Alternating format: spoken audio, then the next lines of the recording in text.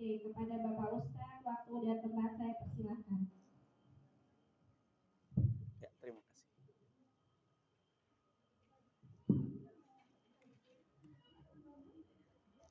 Bismillahirrahmanirrahim. Assalamualaikum warahmatullahi wabarakatuh.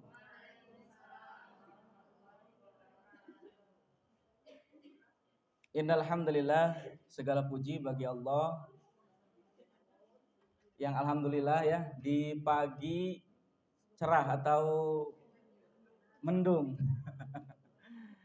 Ya, alhamdulillah di pagi yang luar biasa ini ya, karena saking ini ya jadi mager, tapi alhamdulillah kita semua bisa berkumpul bertatap muka ya di sekolah PAUD tercinta ini tentunya, dan itu adalah nikmat yang harus kita syukuri.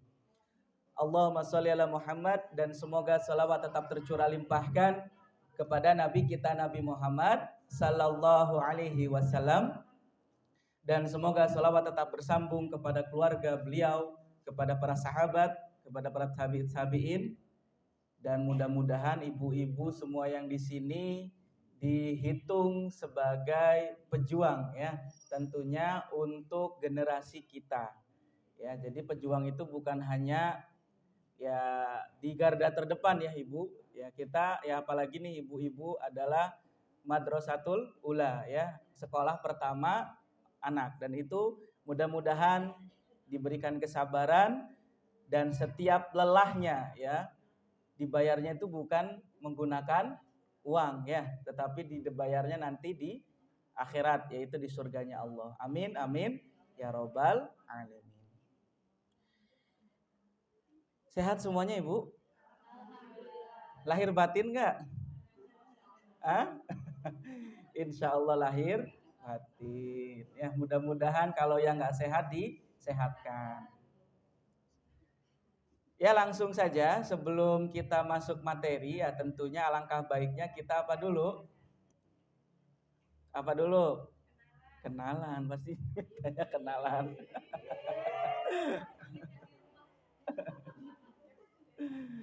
Ya, kita akan kenalan dulu ya.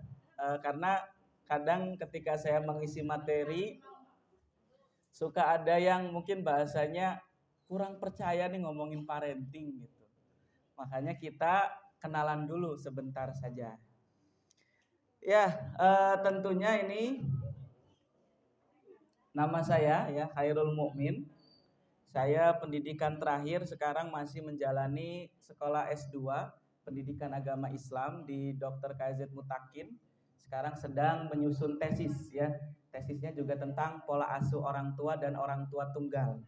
Insya Allah. Kemudian saya kalau di KTP ini di Bakanjati ya Bu ya. Tapi kalau secara domisili saya ada di Cikampek Berseri. Ya, Blok C3 nomor 22. Saya agamanya tentunya Islam ya. Islam dari lahir. Ya, kadang suka ini mualaf bukan gitu. Ditanyanya, "Bapak mualaf bukan?" Bukan.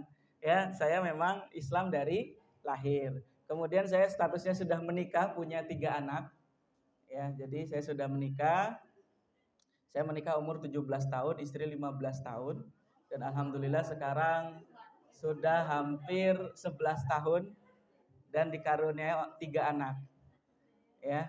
Ini YouTube saya karena saya juga punya YouTube pribadi, ada IG, Facebook, bahkan yang terbaru itu ada TikTok ya. TikToknya juga tentang parenting juga, tentang keluarga, tentang parenting, tentang kesehatan. Kalau pendidikan formal saya Ibu, saya orang Jawa ya, jadi lahir di Cikampek, tapi lamanya di Jawa ya. SD sama MTS itu di Tegal. Ya, kemudian SMA-nya dekat di Bayur, S1 dan S2-nya di Dr. KZ Mutakin Purwakarta. Kursus sudah jelas. Nah, kalau untuk sekarang Ibu, saya diamani sebagai dosen stay BCM ya, Bina Cipta Madani atau Mandiri Karawang. Ya, saya jadi dosen pendidikan agama Islam sama dosen penelitian dan pengabdian. Jadi saya mau orangnya suka neliti ya. Tapi alhamdulillah nggak botak juga. Kemudian juga sebagai dosen di STKIP Padaku ya, singkatannya Pangeran Dharma Kusuma Indramayu tapi kampusnya di Cilamaya. Nah, sekarang juga jadi tutor ya, tutor itu guru ya di PKBM TSMD yang ada di Dawan. Jadi kalau yang membutuhkan paket A, B, C, insya Allah kita bantu gitu. Yang tidak punya ijazah, dan istri saya pun sekarang lagi paket C karena istri tidak mempunyai ijazah SMA. Ya, jadi nanti setelah SMA akan saya kuliahkan lagi karena saya sudah S2 ya, sudah insya Allah tinggal nyari beasiswa S3 nantinya, tinggal istri yang ingin saya naikkan karirnya ya, sebagai apa aja nantilah terserah istri ya. Karena kan kalau udah lama di dapur mah ya ibu ya, sok aduh haroreang gitu. Mau kuliah lagi, aduh teka pikiran kan gitu. Tapi alhamdulillah selalu saya dorong. Saya baru resign dari Amsar, kalau yang ibu-ibu tahu Amsar. Ya, Amsar. Jadi saya jadi wakil kepala sekolah bagian kesiswaan, ngurusin masalah siswa. Ya, kemudian juga guru PAI, wali kelas ya itu juga saya kemarin-kemarin alhamdulillah, dan saya sudah mengundurkan diri karena saya tidak mau memberatkan ya, jadi jarang masuk gitu. Lebih baik saya mundur aja lah gitu. Jadi daripada merugikan siswa ya. Tapi walaupun guru udah masuk-masuk aja gitu, tapi kan tetap saja ya tanggung jawab di akhirat juga gitu ya. Ongkoh mah ngajar tapi tidak masuk, kan nggak enak gitu. Adapun kegiatan saya Ibu, ya sekarang sih saya lebih aktif membantu keluarga ya, baik masalah keluarga, kesehatan, karir, ya itu hampir rumah ke rumah ya. Kalau misalkan Ibu Kepsek melihat status saya, memang saya kadang sering keliling keluar gitu. Ya, makanya saya mundur dari Amsar karena banyak kegiatan di luar. Kemudian aktif juga menulis di artikel saya di Khairul Mukmin, silahkan dibuka saja. Kemudian mengisi kajian di sekolah, termasuk hari ini di sini, majelis taklim sama masjid-masjid gitu, tentang berkaitan masalah keluarga dan parenting. Juga pernah menjadi narasumber Renjana FM dan juga Jatiluhur TV ya, program Cahaya Senja dan Ruqyah Syariah gitu. Kalau kesehatan memang basic saya ruqyah Ibu, cuma karena saya masuknya ke pendidikan, ternyata ada hubungan antara kesehatan dengan hati gitu ya. Kan kalau psikolog mah ngomonginnya apa Bu? Hati. Ya, jadi kalau misalkan hatinya bersih, penyakit apapun akan hilang. Itu biasa seperti itu. Ini testimoni lah. Ini penyakit batu ginjal, ini dia diterapi, kemudian tanpa operasi qadarullah di USG hilang. Wallahu alam itu kok bisa seperti itu.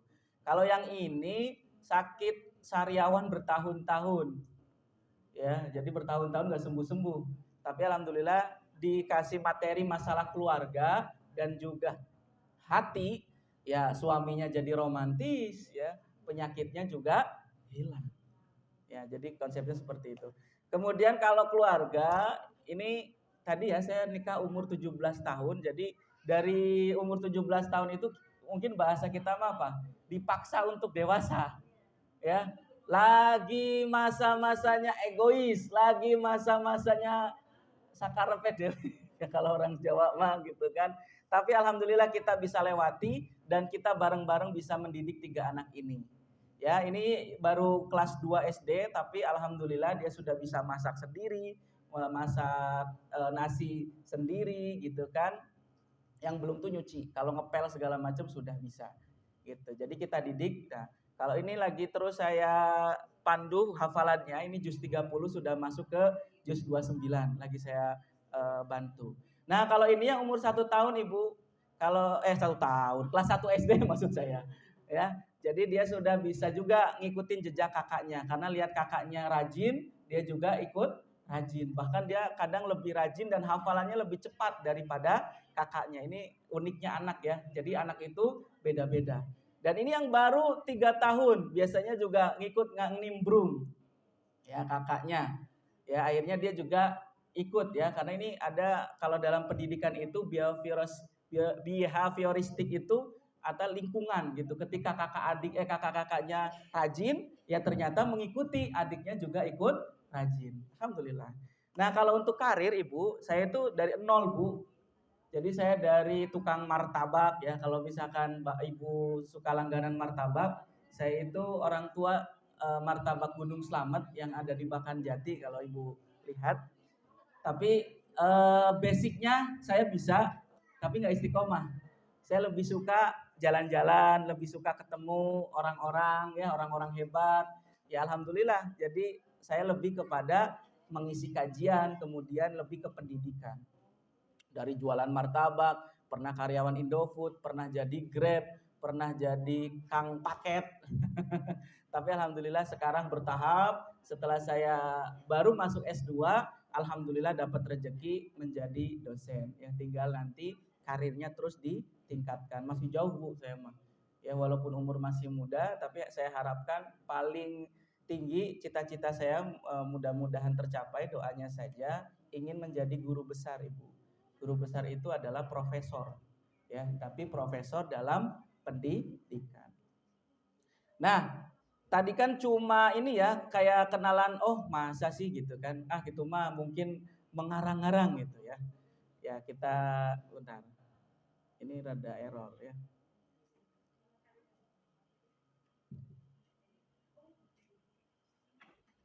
Oh salah.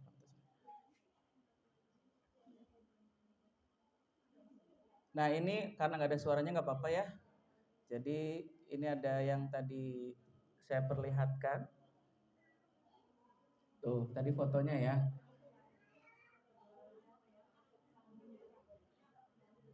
Jadi suka melihat kakaknya. Ya. Ya.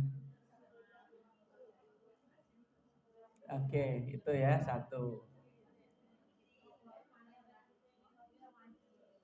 Kemudian yang ini ya kadang nyuci bantuin ibunya dan saya selalu tekankan habis makan langsung cuci. Nah, alhamdulillah sekarang anak-anak sudah mengikuti. Jadi minimal makan bekas makannya sendirilah. Tidak usah tidak usah semuanya gitu. Ya, karena memang kita juga ada main game gitu juga ada. Jadi anak juga tidak dipaksakan untuk belajar terus, tetapi ada main game gitu kan. Dan kalau sudah selesai pekerjaannya, baru kita kasih reward itu. Ya, terima kasih itu untuk perkenalannya. Insya Allah kita jadi lebih ini ya. Mudah-mudahan materi saya lebih masuk ke hati ibu masing-masing ya. Kita akan belajar tentang anak, bagaimana istilahnya anak kita biar soleh ya tentunya. Sebelum kita masuk materi, kalau ibu lihat gambar seperti ini kira-kira apa ibu? Sok, yang berani jawab dikasih hadiah, itu sudah saya bawa hadiahnya. Conditioner, ya silakan dikasih. Nanti yang jawab kasih 3 picis. Ada yang berani bersuara, wah, kira-kira apa ini?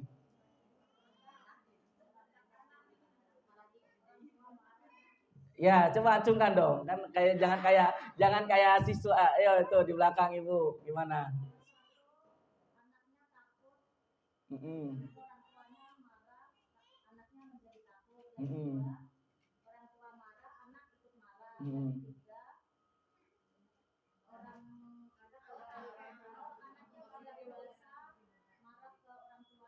Ya, kira-kira penyebabnya apa Ibu? Kalau di jawaban gini. Karena nomor 1. Ya, silakan. Nanti Ibu ambil 3, sok ambil dulu. Ada lagi? 1 lagi lah. Ayo. Ada lagi? Ayo sok. Masih banyak, saya bawa banyak.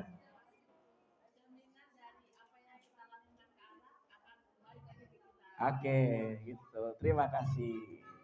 Cukup ya, nanti kehabisan dulu hadiahnya. Masih ada, nanti masih banyak bisa dibagi-bagikan. Ya, dari tadi 2 jawaban memang benar semuanya. Ini ada gambaran dari ketika kita mendidik anak, intinya seperti itu.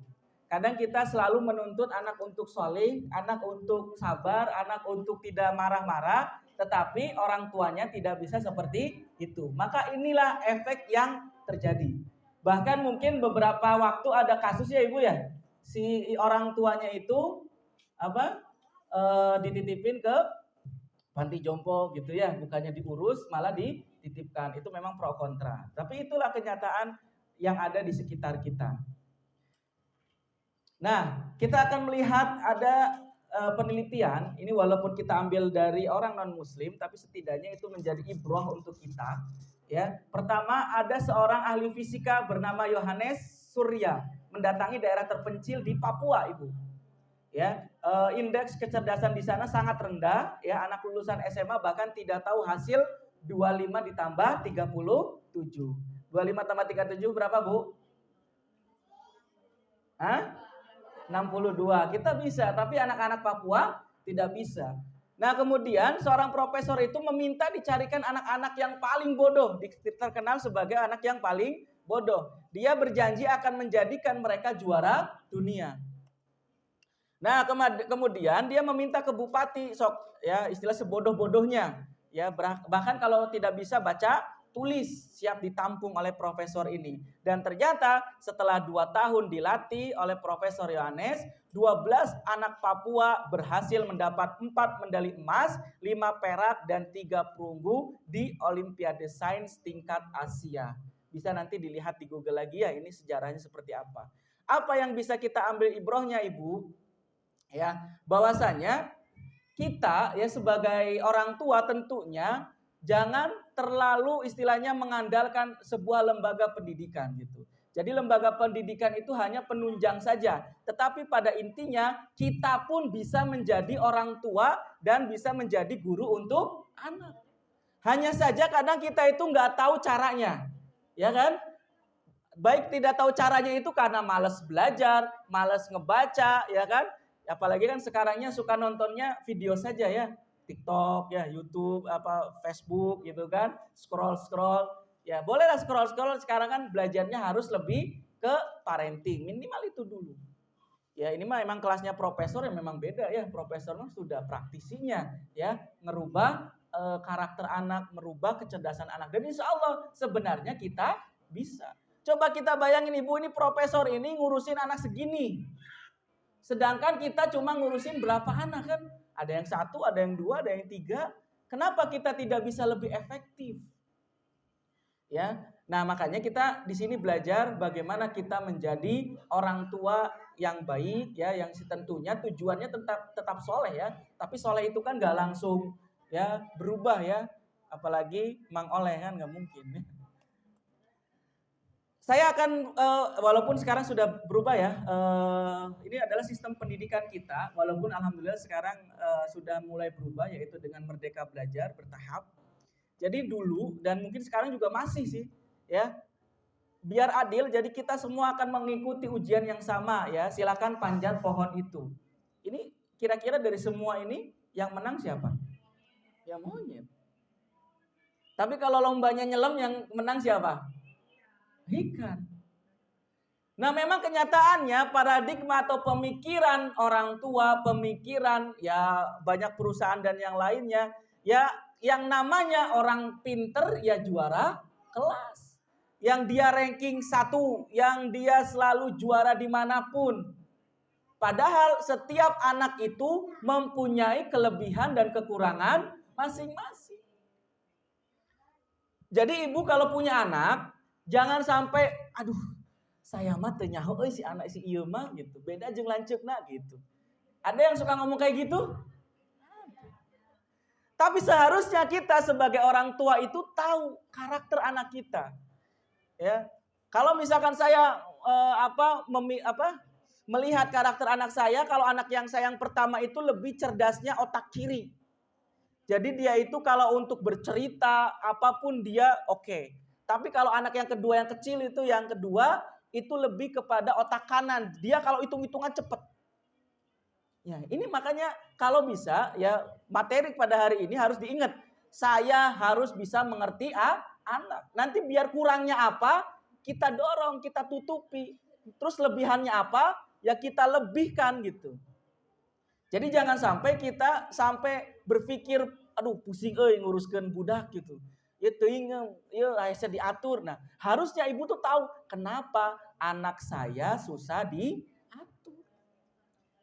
Paham ya? Jadi ini jangan sampai kita berpikir itu ya. Supaya apa? Supaya anak ibu itu ya bisa sukses di bidangnya masing-masing. Next ya. Dan ini adalah dalilnya, mungkin sudah hafal. A'udzubillahi minasyaitonir rajim. Ya ayyuhalladzina amanu qu anfusakum wa ahlikum nar. Wahai orang-orang yang beriman, peliharalah dirimu dan keluargamu dari api neraka. Ya. Yang paling seremnya waquduhan nasu wal hijarah, ya. Yang di dalamnya adalah bahan bakarnya api dan batu, ya. Manusia dan batu maksudnya. Ya. Nah, ini adalah peringatan kepada kita sebagai orang tua untuk menjaga keluarga kita dari api neraka. Ya, mohon maaf aja, ini bukan lagi membela sekolah atau apa, tapi pada kenyataannya banyak orang tua yang ketika sekolah itu ketika menyekolahkan anak rata-rata menyalahkan siapa? Guru, sekolah. Ini kenapa sih sekolah gini? Padahal semua komponen itu ada, Ibu. Ada orang tua, ada anaknya, ada sekolahnya, ada temannya, ada gurunya. Jadi jangan sampai kita berpikir ketika sudah menyekolahkan anak di sebuah sekolah pasti soleh. Belum tentu. Karena tergantung juga kehidupannya di rumah. Dan makanya tetap tanggung jawab anak, tanggung jawab keluarga adalah orang tua. Jadi kalau guru rumah hanya dipertanggungjawabkan masalah amanahnya saja ketika dididik di sekolah. Tetapi pada dasarnya 24 jam itulah tanggung jawab orang tua. Ya na'udzubillah, jangan sampai kita masuk neraka yang bahan bakarnya adalah manusia dan batu. Ya na'udzubillah. Ini dalil Al-Quran. Kemudian tanggung jawab orang tua menurut hadis dari Abu Hurairah radhiyallahu an, Rasulullah Shallallahu Alaihi Wasallam bersabda, "Kullu mauludin ila yuladu alal fitrah." Jadi setiap anak yang dilahirkan dalam keadaan suci, akidahnya juga suci. Ya, terus fa abwahu yuhawidanihi au yunasironihi au yumajjisanihi. Jadi ibu bapaknya lah yang akan membuat anak itu Yahudi, Nasrani atau juga Majusi. Jadi tadi kembali lagi ke gambar yang awal, ya. Kita selalu kadang orang tua itu gampang banget nyalahin anak. Tetapi tidak berpikir, tidak istilah introspeksi diri, apa saja yang sudah dilakukan kepada anak. Makanya coba kita pelan-pelan di sini belajar untuk sedikit demi sedikit merubah pemikiran yang anak selalu salah. Gitu ya, padahal semua ada pengaruhnya ya, termasuk orang tua. Nah, kembali ke anak. Ini yang selalu subhanallah, ketika misalkan suami rata-rata pelampiasannya ke siapa? Istri. Ya. Kemudian istrinya ke siapa? Ke anak. Belum bapaknya juga kadang ke anak juga. Ujungnya apa? Anak jadi korban. Ya memanglah. Ini ada bapak-bapak enggak? Enggak ada ya. Ada satu tadi abang pergi. Kan kadang berpikir, saya sudah ngasih uang buat kamu, ngurus anak aja nggak bisa. Nah, biasanya juga kalau ya bapak-bapak emang seperti itu. Sayangnya nggak ada bapak-bapak, jadi tidak bisa saya selentik di sini. Ya. Dan ibunya kalau nggak ada pelampiasannya, maka ke anak. Dan anak mulai banyak ya. Ya alhamdulillah kalau memang doa ibu semuanya dikabulkan. Ya Allah jadikan anak yang soleh. Tanpa ya misalkan orang tua sering jadi si anak itu jadi pelampiasan. Tetapi si anak itu masih bisa berubah. Gitu ya. Kan ada yang beberapa walaupun orang tuanya marah-marah segala macam. Anaknya tetap jadi sukses kan ada. Ya itu memang salah satu keberkahan. Wallahu alam itu berkahnya dari yang lain kan. Yang penting kita kurangilah ini dulu ya. Kurangi, maka insya Allah nanti kita akan treatment, kita akan atur ibu bagaimana sih cara mendidik anak yang minimal untuk menasihatin anak yang baik itu seperti apa. Oke, kalau misalkan kita berbicara tentang karakter anak, maka kita harus pahami anak-anak kita dulu. Ini pertama dari anak PAUD mungkin sekarang ya, mungkin ibu-ibu yang ada anaknya sampai SD. Itu pertama, anak itu ingin diutamakan, Ibu. Ini harus tahu. Yang sudah tahu alhamdulillah, yang belum tahu makanya kita sharing. Buktinya apa, Ibu? Coba kalau ada kesibukan orang tua atau apalagi ada tamu, anak biasanya ngapain? Caper. Entah duduklah di pangkuannya, mamahnya misalkan yang lagi jualan online, kayak lah itu lagi arek posting gitu ya. Tapi emang kenyataan anak itu memang ingin diutamakan. Cuma kalau untuk mengutamakan anak juga harus ada ada aturannya. Ya biasanya ada kakak sama adik yang didahulukan siapa? Adik. Rata-rata gitu. Tapi kalau saya kebalik, Ibu. Yang didahulukan adalah orang yang paling tua. Yang paling tua di rumah siapa? Anak. Suami bukan orang ya, orang. Jadi kalau saya bicara sama ibu-ibu yang lain juga suami itu bayi gede.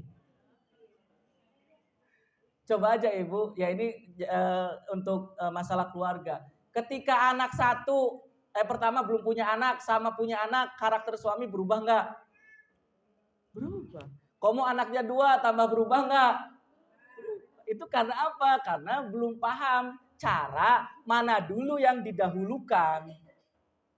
Kalau misalkan ada suami, dahulukan suami. Ya, jadi nanti anak mau nangis mau apa biarin aja. Karena anak mau nangis kayak gimana saja memang cuma bikin pusing, tapi nanti anaknya lama-lama capek sendiri. Akhirnya apa? Nggak akan nangis, coba aja. Memang harus banyak-banyak sabar orang tua itu. Nih, kenapa ibu yang paling kecil yang dinantikan? Karena anak kecil yang paling kecil itu belum punya pikiran. Belum punya apa istilahnya mungkin teman yang bikin buat sharing. Kalau misalkan ibu ya contoh, saya waktu saya jualan martabak di jalan itu saya pernah wawancara sama 2 anak itu yang suka minta-minta di Cikampek. Ya, saya tanya, kamu kenapa emang gak ada orang tua? Ada Pak. Diapain orang tuanya? Ya di rumah. Ngapain? Tidur. Ada berapa kamu saudaranya? Ada 5. Jadi ada 5 anak. Ibu bapaknya tidur. Terus emang kamu suruh ngapain? Ya suruh minta-minta. Ya. Kalau udah minta-minta harus gimana? Ya harus ada target. Jadi yang kecil itu ada yang harus pulang bawa 50.000, yang lebih gede itu ada yang 100.000. Terus kalau kamu nggak ngasih, nggak sampai target itu, kamu apa? Ya saya dipukulin gitu. Kalau saya disabetin gitu. Kalau kakak saya itu sampai dilepin ke kolam gitu. Jadi supaya besok harus dapat uang lebih. Nah, terus saya tanya, lah kamu kan sudah bisa nyari uang sendiri, kenapa nggak kabur saja gitu? Nggak berani Pak gitu, saya juga nggak tahu di luar gimana. Nah, saya nggak lagi nyorotin yang ininya ya, yang minta-mintanya, saya nyorotin apa kata-kata dia nggak berani. Tuh anak mah kalau didiemin juga mau sayangnya lebih ke kakaknya banget dulu lah, maksudnya kakaknya dulu nanti baru ke adiknya, itu si adik itu nggak akan kemana-mana. Tapi sebaliknya kalau apalagi anaknya sudah SMP, SMA, nggak didahulukan si adik, coba aja pasti anaknya pergi kan? Perginya baik berontaknya itu kan main sama teman, main game di luar gitu, atau mungkin menyendiri di kamarnya. Ini efek karena mungkin kekeliruan pemikiran orang yang didahulukan itu yang kecil dulu. Padahal kalau misalkan nih rebutan HP, kalau misalkan mau mah sebenarnya kalau kakaknya dikasih, terus si adiknya digendong dari kemana pasti diem. Walaupun mungkin prosesnya nggak langsung ya, ada yang mungkin agak lama karena terlalu suka dengan game gitu. Kalau saya di rumah game itu saya batasi gitu.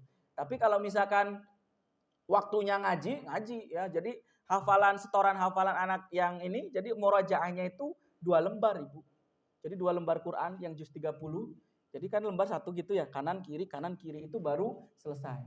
Ya, kadang saya suruh nulis, kadang saya suruh nulis Arab gitu. Jadi selang-seling. Nah, ini artinya kalau sudah suka Al-Qur'an itu enak gitu ya.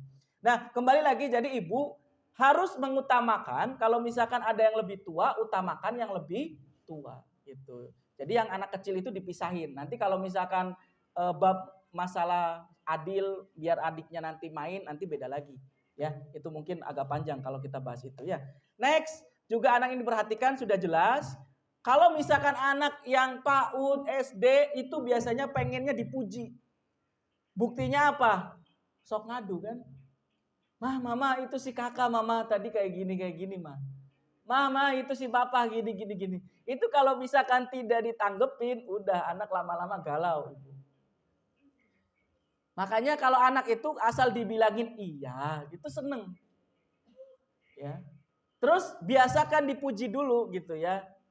Sok ya ganteng ya gelis gitu kan, soleh.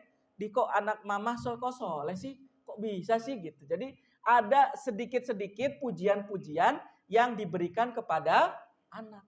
Dan itu nanti akan memperbaiki secara psikologis. Nah kemudian kalau nasihat anak yang segitu itu ya kayak nada anak-anak. Coba aja kalau guru TK kan, selamat pagi gitu kan. Ya, kadang kita harus seperti itu. Ya, bahkan ada ya video saya juga, makanya kadang saya kalau sama anak itu kocak lah. Ya, jadi harus tahu siapa lawan bermain deh, kayak tinju aja. Lawan bicara kita. Kalau misalkan anak-anak, maka kita tirulah ya. Misalkan lihat guru-guru TK cara ngomongnya gimana. Ya nggak apa-apa kalau misalkan dilihatin orang lebay, tapi setidaknya kita harus menyatu sama anak-anak dulu. Kalau hatinya sudah menyatu, ya nanti anak itu akan mudah untuk kita arahkan. Yang jadi masalah itu kalau misalkan ibu-ibu ya sibuk dengan dapur, sibuk dengan pekerjaannya, tapi giliran sama anak, dapatnya apa anaknya? Marahnya doang, capeknya doang kan gitu. Maka cobalah ya nasihat itu dengan ada anak-anak.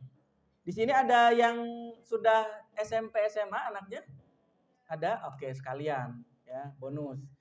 Ya, kalau psikologis anak SMP dan SMA itu tentunya adalah masa remaja. Ya. Istri saya masih di tengah remaja, jadi lulus 3 SMP langsung saya nikahin. Ya, makanya ini adalah masa remaja. Masa remaja itu yang paling penting ibu kalau punya anak SMP atau SMA butuh teman ngobrol. Itu doang sebenarnya mah. Kalau misalkan ibu tidak bisa menjadi teman ngobrol yang baik, maka dia akan keluar rumah. Yang jadi masalah, kalau keluar rumahnya sama anak-anak pengajian sih oke, alhamdulillah. Tapi kadang kalau laki-laki apalagi ya, bahkan saya kadang kalau lihat ya di gang sana pojok itu belakang rumah sakit Iza, ininya SMA tapi sambil udut, ya kan? Coba itu kalau misalkan itu adalah anak kita gimana perasaannya? Makanya jangan sampai nyalahin anak, kumaha sih keluar wae, apalagi bilang kamu tuh berteman jangan yang kayak gitu, itu nggak akan mempan. Tapi kalau ibunya sudah bisa menjadi teman ngobrol, bahkan ketika anak salah pun nggak langsung dicerewetin. Jadi kalau tadi mah ngobrol, kalau yang tadi TK mah harus kayak anak-anak, ini harus kayak temen. Kalau misalkan tidak kayak temen ya kayak gitu. Maka kalau bisa ya sering-sering nanyain anaknya gimana sekolahnya tadi gitu ya. Kemudian juga ada apa saja yang mungkin bahasanya kalau namanya anak-anak SMP SMA apalagi yang suka medsos ya sudah mulai kenal sama lawan jenis gitu ya. Sudah mulai suka segala macam. Setidaknya curhat dulu aja. Ya, jadi jangan sampai anak itu malu untuk bercerita kepada orang tua. Repot bu kalau nggak mau cerita. Kalau sudah dipendam terus masalah hatinya, ya subhanallah. Saya pernah menangani kasus di orang Lemah Abang, SMP perempuan lagi, kelas 2 SMP, dia suka mabok komik ibu sama teman-temannya. Ketika ditanya segala macamnya, ya memang diem, bingung dia juga kenapa ya saya juga kayak gitu. Nah kemudian ketika saya pahami cara bicara mamahnya, saya kan juga kadang kalau ngobrol itu sambil membaca bukan baca pikiran ya. Tapi membaca karakter orang nih. Kalau ngomongnya nada ini berarti orangnya kayak gini. Kalau nadanya segini, itu intonasi segala macam bisa mempengaruhi oh ini orangnya kayak gimana gitu. Dan ternyata sudah saya ketemukan, singkat cerita, saya cuma ngomong sama anaknya, ini mah mamanya suka ngebanding-bandingin kamu ya. Langsung baru dia nangis keluar. Ya Ustadz, itu memang. Jadi ketika anaknya dibanding-bandingkan ya, memang ketika dia marah, keluar rumah, bolos sekolah bareng anak-anak yang suka mabok komik. Gitu.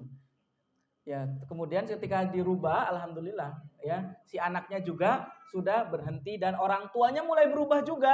Karena ngeri ya kalau misalkan kayak gitu, kalau overdosis ya, bukan hanya rumah sakit, malah meninggal dunia nantinya. Nah, termasuk tadi ya, tidak suka dibanding-bandingkan. Aja dibanding-bandingke ya. Karena kalau dibanding-bandingkan sakit hati ya. Komo ibu ya kalau dibanding-bandingkan oleh suami kumaha sih rasanya. Ya. Kok nggak kayak si istri anu gitu kan. Dan yang terakhir harus lebih diberikan motivasi. Tapi motivasi ini tidak bisa diberikan kalau belum bisa menjadi teman ngobrol.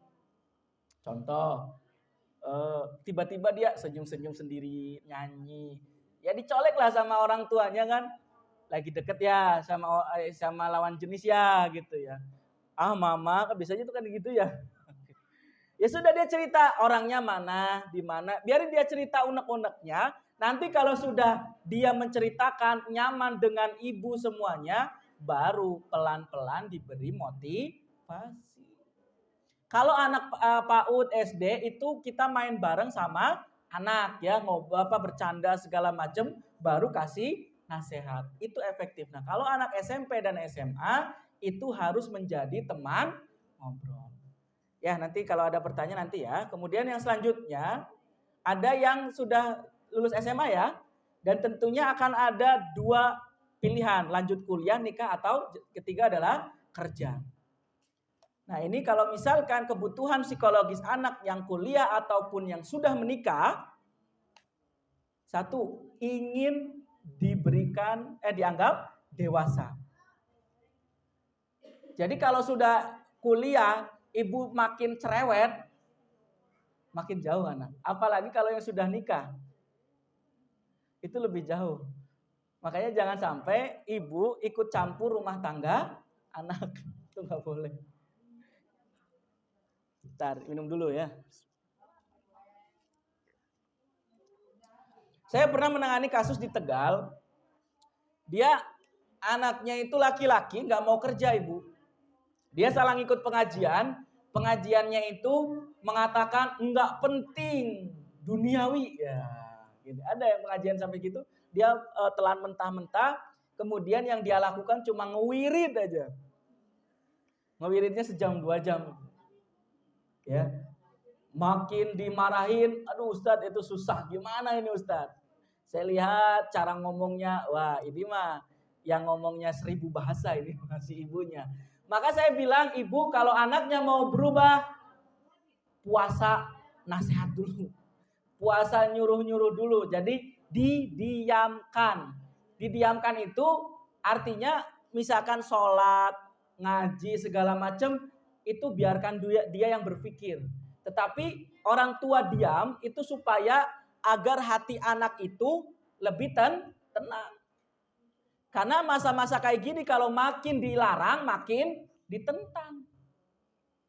Maka saya waktu itu memberikan nasihat kepada ibu itu puasa ngomong selama 2 minggu. Kalau ngasih makan silakan, nah udah makan belum, udah mandi belum, itu udah biasa. Tapi kalau nyuruh itu stop dulu. Gitu ya. Nah, qadarullah hampir 3 minggu lah. Terus dikabarin, ngatakan alhamdulillah si anak itu sudah mulai mau keluar, nggak di tempat sholatnya terus. Sudah mulai mau jualan celana lagi, keliling lagi. Itu sampai segitunya. Dan emang ketika anak itu kayak gitu ya si ibunya subhanallah sampai stroke bu. Stroke, tangan kakinya kaku, tapi karena anaknya berubah, si hati ibunya juga bersih gitu ya, tenang, stroke-nya berangsur-angsur. bisa berjalan walaupun agak kaku gitu. Tadinya pakai tongkat, jadi udah nggak pakai tongkat. Gitu. Ya subhanallah. Jadi siklus itu akan mempengaruhi semuanya itu. Nah, kemudian yang selanjutnya itu berikan pilihan kepada anak. Kalau misalkan, nak, kamu sudah lulus SMA, kamu mau kemana atau SMK ya? Mas, saya mau kerja. Ya udah terserah kamu gitu. Cuma kalau mamah mah, coba deh pikirin gitu kan. Kalau misalkan kamu kerja, sekarang laku nggak ijazah SMP gitu, SMA gitu kan? Misalkan jadi ada kata-kata mamah mah terserah kamu itu kuncinya. Karena ketika dikatakan mama terserah kamu, itu dia akan lebih nggak terlalu kayak diteken gitu. Itu kunci bahasa komunikasi tuh di situ, Bu. Mama terserah kamu kayak gimana. Mas saya mau nikah, ya udah sok aja gitu. Kalau misalkan ada rezeki silakan, kalau nggak ada mama jujur mama nggak punya uang untuk bantu kamu. Udah terus obrol aja. Jadi tetap silakan kalau kamu mau nikah berarti resiko kamu untuk ya membiayai misalkan. Terus kalau misalkan ngasih pilihan juga, jangan langsung apa istilahnya ya, kepilihan ibu langsung. Nah kalau kamu kuliah itu positif negatifnya gini. Kalau kamu nikah positifnya negatifnya seperti ini. Jadi biar si anak itu berpikir sendiri, tapi kita ngasih nasihatnya banyak pilihan. Jadi jangan sama pokoknya kamu harus jadi polisi gitu. Itu kan doktrin ya. Pokoknya kamu harus jadi apa dokter atau apa kan, tapi sebagai anak nggak mau ya dipaksakan mau gimana ya juga malah nggak baik. Bahkan ada kawan juga ya kuliah akper ya, akademi perawat, itu kan duitnya lumayan ya. Di semester 4 atau 2 tahun kuliah berhenti. Padahal satu semesternya itu hampir 10 jutaan. Kali 4 udah sampai 20 juta. Itulah efek dari memaksakan anak. Gitu ya. Dan selanjutnya itu terakhir itu membantu semampu orang tua. Kalau misalkan anaknya pilihannya mah saya mau kuliah aja, nggak apa-apa nanti kakak misalkan sambil kerja. Nah kalau lagi kekurangan ya tetap bantu. Mas saya milih nikah gitu ya. Dan nikah ketika misalkan dia punya masalah ya kita bantu semampunya gitu. Jangan sampai ketika anak tidak sesuai dengan keinginan orang tua bilang ini kan pengennya kamu gitu kan. Itu kan biasanya ada juga yang seperti itu. Makanya anak tidak dibantu. Ya makanya malah tambah masalah ke depannya. Nah, itu baru ini, Bu. Baru pengantar. Sampai jam berapa, Ibu? Sekarang jam berapa? Sudah ya. Oke, sebenarnya masih banyak ya. Ada bagaimana jarang soleh, sama-sama berubah, kunci agar sati dalam anak. Oh, masih banyak. Ya. Subhanallah. Itu saja yang mungkin dapat saya sampaikan ya. Jadi pada intinya Ibu, kalau tadi kan belum ketrik ya karena memang ternyata saya terlalu panjang, saya nggak ngelihat udah lebih ya. Jadi intinya kalau misalkan kita mau merubah anak menjadi soleh, tentunya kita harus ya istilahnya bisa memahami anak itu ya misalkan karakternya seperti apa. Gak bisa disamakan antara SD, SMP, SMA, dan kuliah itu gak bisa. Bahkan antara anak satu dengan anak yang lain gak bisa disamakan. Ya makanya jangan heran kalau ibu anak-anak pasti beda. Karena mereka apalagi yang 2 anak itu mereka akan saling bersaing. Makanya pasti dia akan bisa pada yang apa istilahnya ya, yang berbeda dengan kakaknya atau adiknya. Itu sudah sunat yang sudah saya temui itu seperti itu. Ya, karena secara psikologis ya akan ada rasa cemburu, akhirnya dia pengen bisa apa supaya mendapat perhatian dari orang tua. Ya, nah itulah nanti akan setelah anak sudah terbentuk, ibu sudah mulai melatih anak, kayak misalkan hafalan Quran nanti itu beda lagi ya. Bagaimana mencintai Al-Quran itu bagaimana sebenarnya banyak kalau materi mau disampaikan, tapi qadarullah ya waktu yang apa istilahnya memisahkan masa ya. Bahasanya apa? Waktu yang terbatas ya. Itu saja silakan ya bagi yang bertanya juga saya kasih hadiah. Silakan yang mau bertanya ambil 3 ya. Mangga. Silakan ada yang bertanya, acungkan tangan.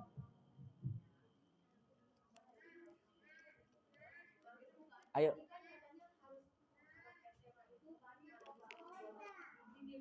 Ya.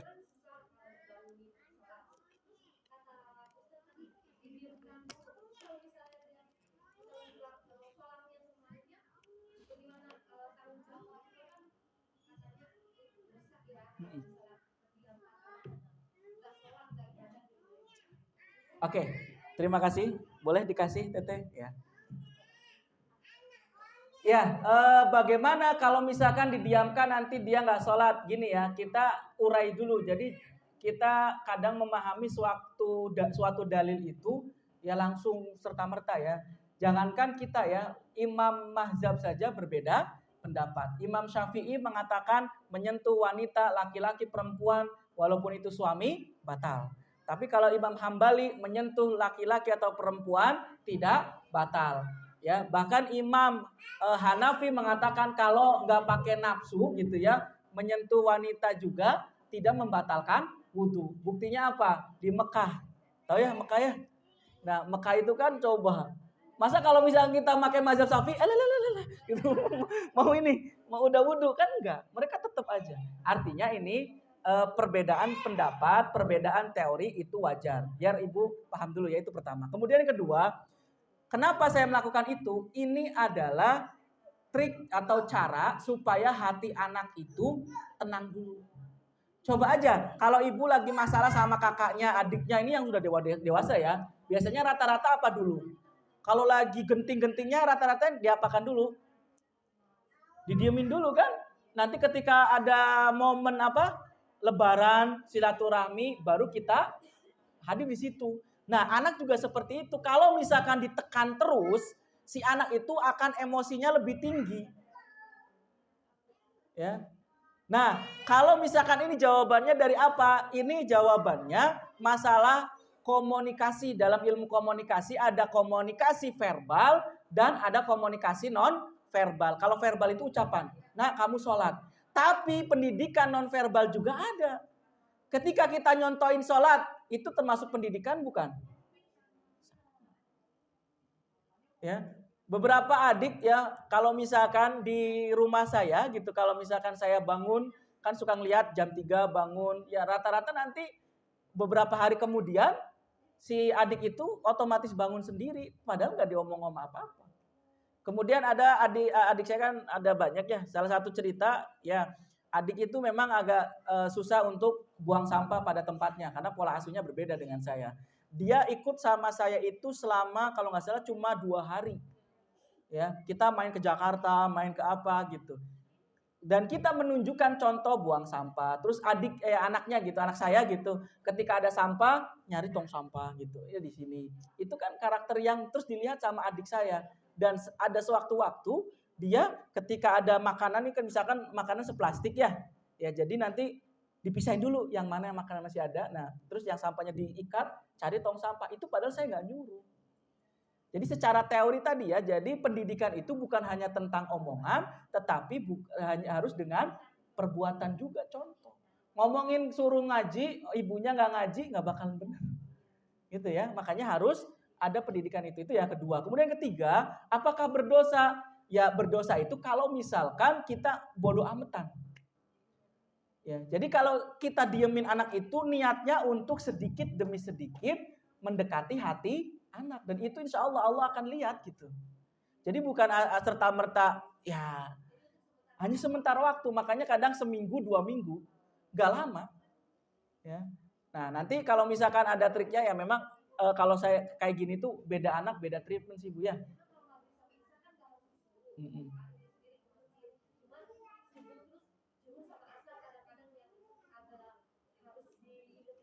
Ya, memang benar ya. Memang itulah seorang ibu ya. Tetapi kalau misalkan kadang bikin jengkel ibunya dan jadi penyakit hati, akhirnya sering sakit. Ya. Kalau orang yang sakit suka memendam kesedihan sendiri, dia suka istilahnya sakit di perutnya. Itu biasanya kalau lagi sedih pasti terus muncul itu kayak gitu.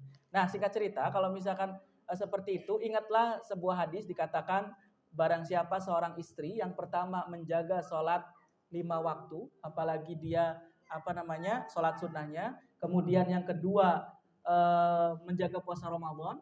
Yang ketiga taat kepada suami. Dan yang keempat tidak selingkuh. Silakan memilih pintu surga dari manapun yang diharapkan. Ya, jadi ibu itu nggak usah pusing-pusing juga gitu mikirin anak gimana. Padahal anak tetap masuknya kepada siapa?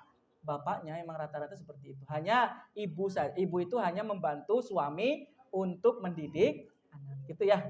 Wallahu alam. Nanti insya Allah kalau ada kesempatan lagi. Mangga ada lagi?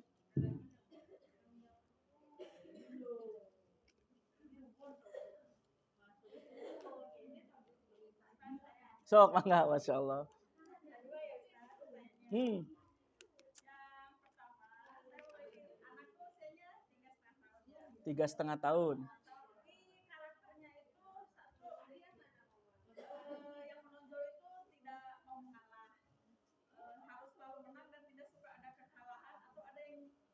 Ingin gitu di atasnya walaupun itu sama kakaknya yang udah kuliah dia tetap bersaing gitu apakah itu normal terbawa nanti sampai itu enggak jadi keras gitu jadi tidak boleh kalah dalam segala apapun gitu. Yang kedua saya punya anak yang memang sudah mau selesai kuliah. Dulu dari awal saya suka doktrin nggak boleh pacaran gitu kan nggak boleh pacaran kayaknya doktrin itu kayak 12 sampai sekarang kamu punya pacar mau nikah aja nah tapi saya aja dulu 15 tahun udah punya pacar belum mau pacaran itu bahaya nggak sih bahaya nggak sih ya. Oke, masya Allah ya. Pertanyaan pertama, normal atau tidak seorang anak itu bersaing? Tentunya itu normal. Cuma ibu kalau misalkan anak seperti itu ada tadi ya harus cari di mana anak itu akan unggul. Ya, misalkan tadi kalau anak saya yang satu jago otak kanan, yang satu jago otak kiri, ya udah ditonjolkan itu. Nah, kemudian kalau misalkan anak itu biasanya kecewa ya Bu ya. Kemudian marah-marah nggak jelas biasanya. Saya nggak kayak kakak gini kan. Biasanya juga ada seperti itu. Dan itu juga terjadi pada anak saya. Nah, kalau untuk seperti itu biasanya treatmentnya itu ya kita puji anak yang adiknya yang suka kalah itu gitu. Puji terus aja. Sebenarnya dengan pujian itu salah satu treatment yang tepat. Karena anak kalau misalkan sudah sering dipuji, ya dia akan menyadari gitu. Nah, ketika dipuji bukan hanya dipuji saja, tetapi diarahkan. Kamu bisanya ini loh. Kamu bisanya ini loh, ini.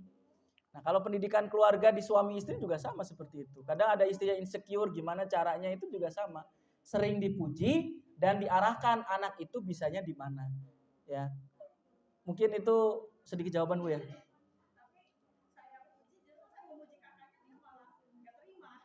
Nah, itu berarti Oke, berarti itu ngobrolnya kurang banyak Ibu. Sibuk ya. Jadi kalau misalkan pujian ya sebenarnya gini, itu berarti kalau saya lihat diagnosanya coba sering-seringkanlah menggunakan apa istilahnya ya, duduk bareng. Kelompok maksudnya kayak makan bareng Bu, sering itu. Nah, itu. Gitu, itu masalahnya itu doang. Jadi kalau misalkan makan ya Rasul kan menyunahkan untuk makan bersama anak-anak itu supaya ngobrol bareng, tidak ada gap-gapan. Itu sebenarnya, Mas. Gap sama kakaknya gini. Tapi kalau misalkan sudah terbiasa akur, biasa main bareng, biasa ngobrol, insya Allah enggak. Ya insya Allah enggak. Jadi coba aja Ibu ya, bersamai dulu, makan bareng-bareng. Nah nanti kasih sedikit-sedikit mujinya itu kalau misalkan ada adiknya dipuji, nanti disampaikan kalau pujian mama ke sana mah ya tetap aja ada yang hebat gitu. Tapi kalau misalnya ke kakaknya kalau nggak butuh pujian ya udah nggak apa-apa. Berarti adiknya itu mama muji kakakmu, tapi sebenarnya kamu yang hebat gitu. Atau mungkin kamu yang apa kamu, nah itu coba aja, insya Allah mudah-mudahan lebih baik lagi. Itu Ibu ya. Lanjut yang kedua, bagaimana kalau misalkan nggak pacaran? Ya nggak masalah Ibu. Cuma nanti ada jodoh ya insya Allah ada jodoh ya. Ya memang kadang orang tua tuh gitu ya, apa namanya, kekhawatirannya terlalu besar. Anak terlalu ini khawatir, akhirnya ngelarang ini. Sekarang udah kayak gitu salah juga khawatir. Tapi insya Allah pasti ada jodoh yang jelas. Ya, kalau untuk ini, kalau misalkan jodohnya seperti apapun, taruh ya harus bisa kita bimbing juga. yang sebayanya itu udah Ya, tapi sebenarnya itu bagus ya, karena itu menghindari perzinahan sih sebenarnya seperti itu. Gitu ya. Oke, wallahu alam. Ada lagi cukup? Oh yes, ada lagi Bu. Aduh ramai sekali berarti ini. Mangga Ibu dikasih.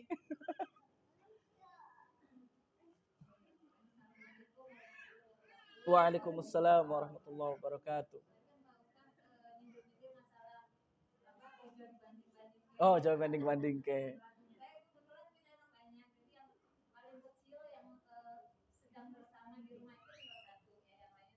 Mm-mm.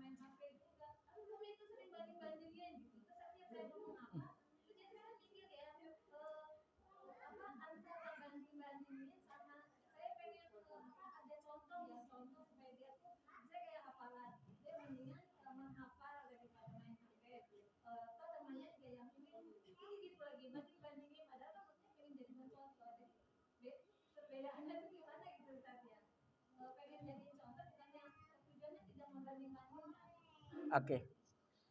Ya, memang dari dua sisi itu berbeda ya. Kalau orang tua ingin menjadi contoh, tetapi anak merasa dibandingkan sehingga insecure gitu ya.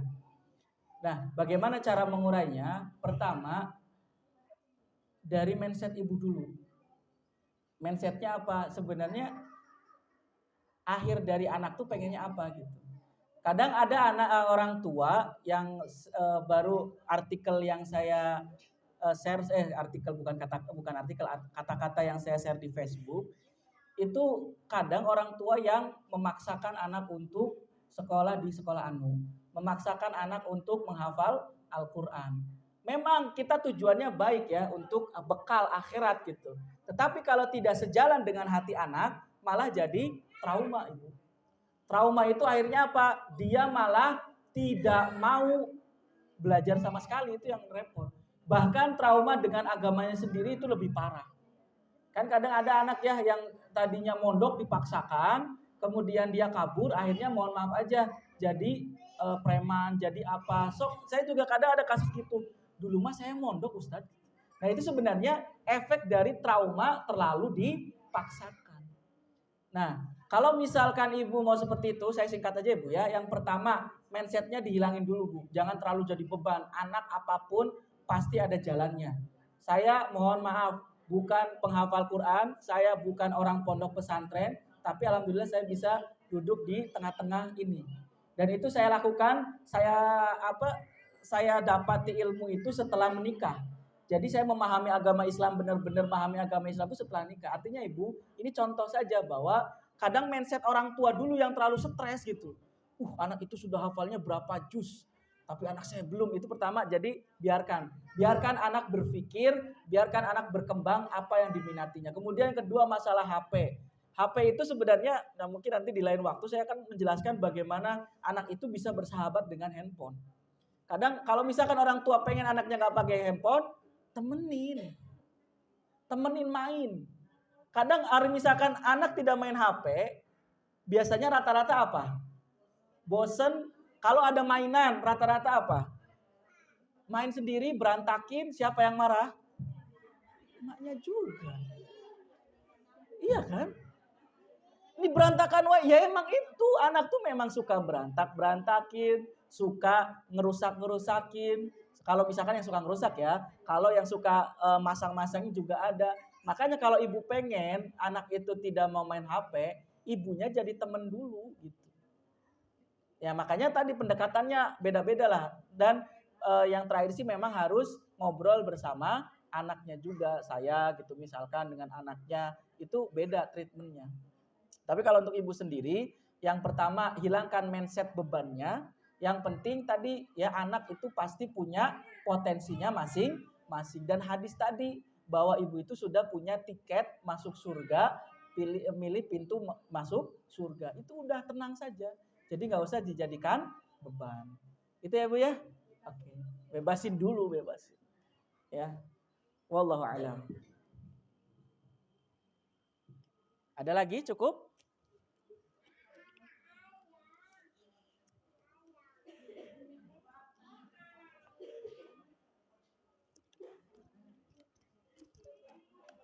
Itu conditioner tahu ya ibu-ibu ya?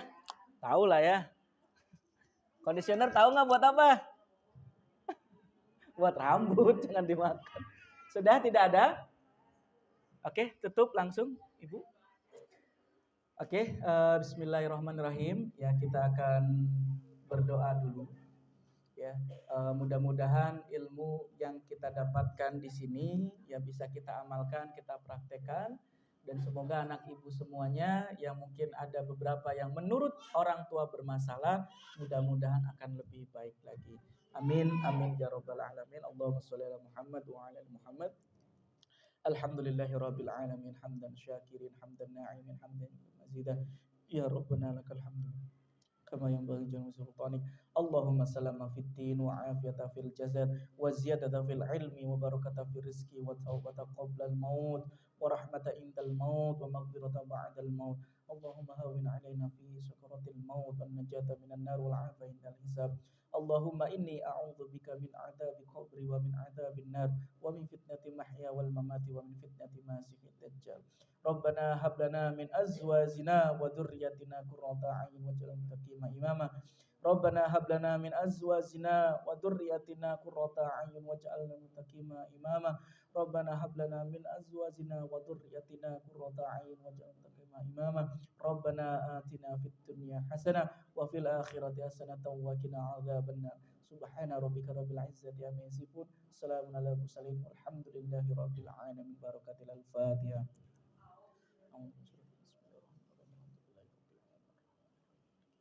Iya kan. Akhir dawana alhamdulillahirabbil alamin. Assalamualaikum warahmatullahi wabarakatuh.